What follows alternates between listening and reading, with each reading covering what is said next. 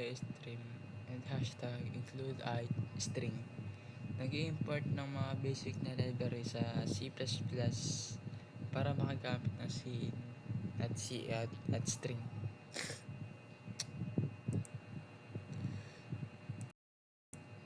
String username. Dito nakaset na agad ang default username na bitct. String pin. Dito po ay ang pin na 1, 2, 3, 4. May nakaset na din po na balance na 500. Starting balance po.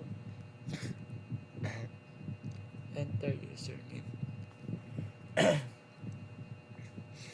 Ito po ang hinihingi na username dito na hinihingi ang username at pin gamit ng cin para makuha ang input.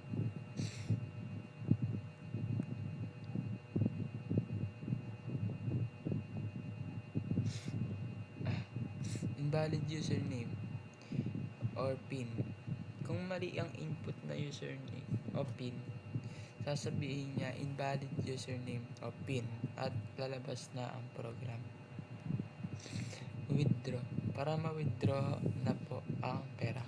Check balance. Para makita kung magkano ang pera mo. Ang exit naman po is para lumabas ang program o isara. Change password para palitan ang pin.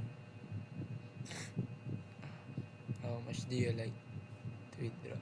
Dito naman po, tatangin ko kung magkano ang i-withdraw po.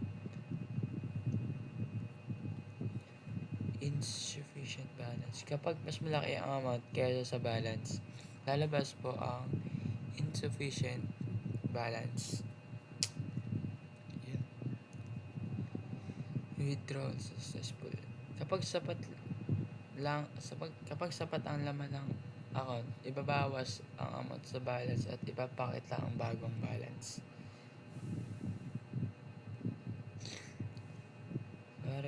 Example po is ang balance is 500 po. Tapos withdraw niya po is 200. Then ang bago pong balance niyo is 300. Ganun po. Dito rin po sa exit po is kapag lalabas ang program, kapag enter nyo ang exit.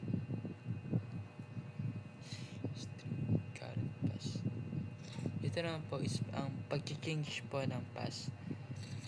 Ang una nyo pong ilalagay is yung una nyo pong password na current password.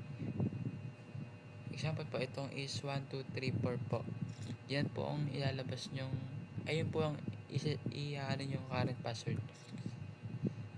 Then sa enter new password naman po is dito nyo na po ilalagay yung password po na example po is 444. Apat na 4 po. Then yun na po.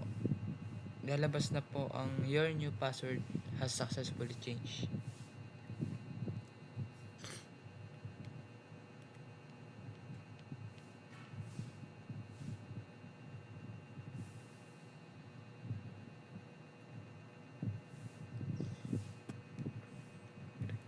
Pero dito naman po sa incorrect current password.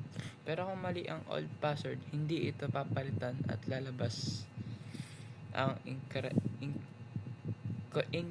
current password. Kapag hindi ito 1 to 4, ang pinili mong invalid option. Kapag hindi ito 1 to 4 ang pinili mong option, sabihin niya is invalid option. Example po, pagka nilagay nyo po is 1, 2, 3, 4, 5. Invalid option po lalabas kasi ang hinihingi po is 1 to 4. Ganun po. Yan po. Thank you po. Thank you. Yung return 0 naman po is end ng code.